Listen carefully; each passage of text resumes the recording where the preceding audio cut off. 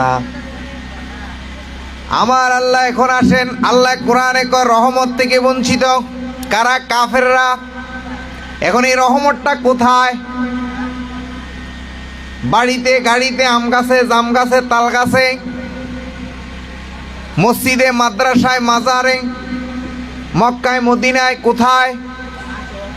এই কোরআনের মধ্যে আমার আল্লাহ এই রহমতটা কোথায় সেই জায়গাটা আল্লাহ দেখাই দিছে। সুবহানাল্লাহ বলেন। সুবহানাল্লাহ। তাইলে কথা ধরেন, খুব সুন্দর আলোচনা। কথাটা শেষ করি, এই একটা কথা বুঝাই আমি মিলাদে চলে যাব, কিয়ামে চলে যাব, শেষ করে দিব আলোচনা। এই একটা কথা যারা বুঝবি, এই সামান্য একটা কথা যারা বুঝবে, তাদের জন্য মনে করেন এই কালীগঞ্জ ঢাকা থেকে আসতে, কুমিল্লা নাঙ্গলকোট থেকে আসতে যত সময় লাগছে, সোজা আসতে, একটু সোজা আসতে যত সময় লাগছে, একটু যদি আরো বুঝে যান, তাহলে যদি হেলিকপ্টারে বা প্লেনে আসেন, আরো তাড়াতাড়ি আসা যাবে। যাবে কি যাবে না? তাইলে একটু সহজ ভাষা নিয়ে যান। আমার আল্লাহ আবারও বলি বাবা, সূরা লোকমানের 10 নম্বর সূরার 86 নম্বর আয়াতে আমার আল্লাহ বলেন, ওয়ানাজ্জিনা বিরহমাতিকা মিনাল কাফিরিন। আল্লাহু আকবার। জোরে বলেন আল্লাহু আকবার। ও বাবা, আল্লাহ বলতেছে কাফেরের কওম, কাফেরের কওমরা, কাফেরের লোকেরা, কাফেরের গোত্ররা আল্লাহর রহমত থেকে বঞ্চিত থাকবে।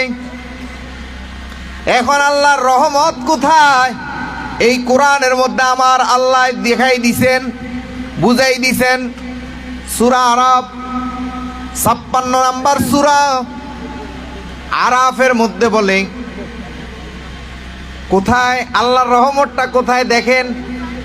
আল্লাহ কোরআনে বলছে, বাবারে বর্তমান যুগে আমার অনেক আলোচনা শোনার পরে আজকেও 2টা ছেলে বলতেছে, কয় হুজুর আপনার আলোচনাগুলো শুনি, শোনার পরে আপনি যে আয়াত নাম্বার বলেন, এই আয়াতটা আবার কোরআনে মিলানোর পরে বুঝতে অনেক কষ্ট হয়, অনেকক্ষণ গবেষণা করার পরে বুঝতে পারি যে আপনার কথা সঠিক। সমস্যা কি? সমস্যা হলো আপনি যে সহজ ভাষায় বলেন, এইভাবে সহজে তাফসিরে লেখে নাই। কেমন লিখছে বাবা? যেমন আপনাদের এই কালীগঞ্জ গাজীপুরের ভাষার সাথে নোয়াখালীর ভাষার মিল আসেনি? একটু ডিস্টেন্স আছে, বইয়ের ভাষা ঠিক। চিটঙ্গের সাথে গাজীপুরের ভাষা, সিলেটের ভাষার মিল নাই। আরবিটাও এমন আঞ্চলিক কিছু ভাষা আছে, যেমন আই, আমার বাড়িটা যদিও কুমিল্লা পড়ে, নোয়াখালীর সাইডে পড়ছে। আই মানে আমরা বুঝি আমি, আর আপনাদের দেশে আই বুঝি মানে আসতেছে বা আসবে, আসতেছে বা আসবে। আই আই কথাটা একটু ডিস্টেন্স। এইভাবে ব্রিটিশরা কোরআনটার মধ্যে এমনভাবে চক্রান্ত করে লিখছে, সাধারণ মানুষ কথাগুলো বুঝতে হলে বাংলায় অনার্স মাস্টার্স লাগবে, না হলে সহজ ভাষায় বুঝবে না। এখন আল্লাহ বলতেছে আল্লাহর রহমতটা কোথায়? আল্লাহ বলতেছে কাফেররা রহমত থেকে বঞ্চিত। এখন রহমতটা আছে কোথায়? কোরআনে আল্লাহ দেখাই দিছে, বলে দিছে। কোরআনের সূরা আরাফের 56 নম্বর আয়াতে আমার আল্লাহ বলতেছে, ইন্না রহমাতাল্লাহি করিবুম মিনাল মুহসিনিন। জোরে কোন আলহামদুলিল্লাহ। আল্লাহ বলতেছে নিশ্চয় আমি আল্লাহর রহমত মুহসিনিনের কাছে, ওলি আল্লাহর কাছে। সুবহানাল্লাহ কোন। কোথায়? ওলি আল্লাহর কাছে আল্লাহর রহমতটা। আপনি কোরআন শরীফ খুলেন, সবার মোবাইল আছে, অ্যাপস আছে। তাইলে আল্লাহর রহমত এই ওলি আল্লাহদের থেকে এখন আমাদেরকে যারা বঞ্চিত করতেছে, দেখেন তারা খুব কৌশল করে কোরআনের কথাবার্তা বলে মূলত তারা ক্ষমতায় যাওয়ার জন্য, মূলত তারা মানুষকে বিভ্রান্তি করার জন্য কোরআনের অপব্যাখ্যা করতেছে। এই কোরআনের ধর্মের নাম দিয়ে মানুষে মানুষে হানাহানি করতেছে। বাবা খোদার কসম, এই নীল আকাশের নিচে কোনো আলেম প্রমাণ করতে পারবে না আমার নবীর ছুরির দ্বারা আমার নবীর হাতের দ্বারা, আমার নবীর মুখের দ্বারা, কোন অলি আল্লাহর মুখের দ্বারা, কোন অলি আল্লাহর হাতের দ্বারা কোনো মানুষ কষ্ট পাইছে দেখান পারবেন? আমার নবী ছুরি ধরছে, এমন কোন ছুরি ধইরা কাউরে মারছে, অথচ হাদিসে এরকম প্রমাণ আসছে আমার নবীরে এক ইহুদি আইসা সর মারছে, বুখারী সিয়াসিকটার হাদিস। ওই নবী জিজ্ঞাসা করছে, ইহুদি রে, আমার গালে যে সর মারছস তুই ব্যথা পাইছস নি? আমরা সেই নবীর উম্মত। নবী হরিণকে দেখছে গাছের মধ্যে বাইন্ধে রাখছে, হরিণের স্তন দেখে বুঝতে পারছে হরিণের বাচ্চা আছে, হরিণের চোখের পানি পড়তেছে, হরিণের বাসায় রাসূল বুঝছে, বুঝি হরিণকে ছেড়ে দিছে। শিকারি আইসা কইতেছে, হরিণ রে ছাড়ছ, তোমারে নিয়ে যামু।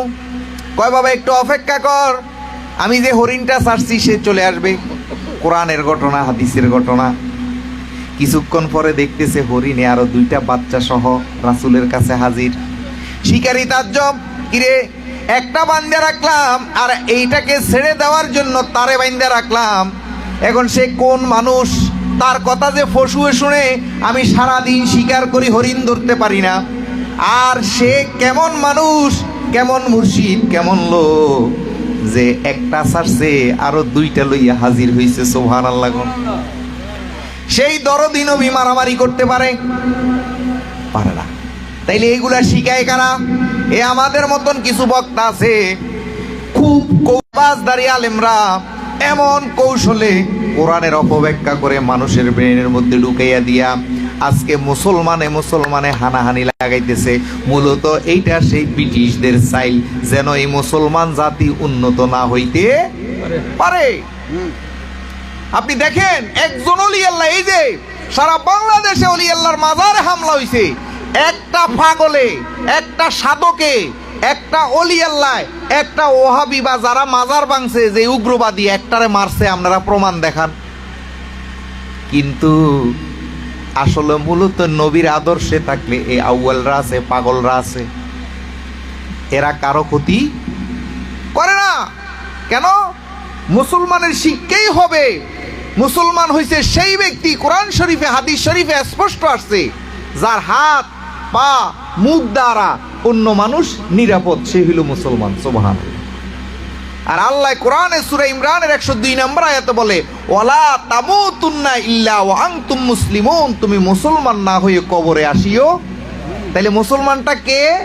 সেই ব্যক্তি যার হাত দ্বারা, মুখ দ্বারা, পাও দ্বারা কোনো মানুষ কষ্ট পায় না, সে হইল মুসলমান। আশ্চর্য লাগে এগুলা। তো যাই হোক, তাইলে আমরা আজকে কোরআন থেকে জানলাম এই আল্লাহর রাসূল একদিন গভীরভাবে চিন্তা করতেছে, ইয়া রাসূলুল্লাহ, আপনি এরকম বিমর্ষ কেন? আপনার কাছে কষ্ট লাগতেছে কেন? কয়, আমি ভয় পাইতেছি আখিরি জামানার মধ্যে কিছু বন্ড পীর, কিছু বন্ড আওলাদ, বন্ড আলেম আমার উম্মতদেরকে এরা জাহান্নামের চৌরাস্তার দিকে নিয়ে যাবে। আমি ওই আলেমদের জন্য ভয় পাচ্ছি। আজকে দেখেন কি করতেছে। যাই হোক, আমি আর কথা বাড়াবো না বাজান, আসছি আপনাদের কাছে। দরদি অনেক ভালোবাসে।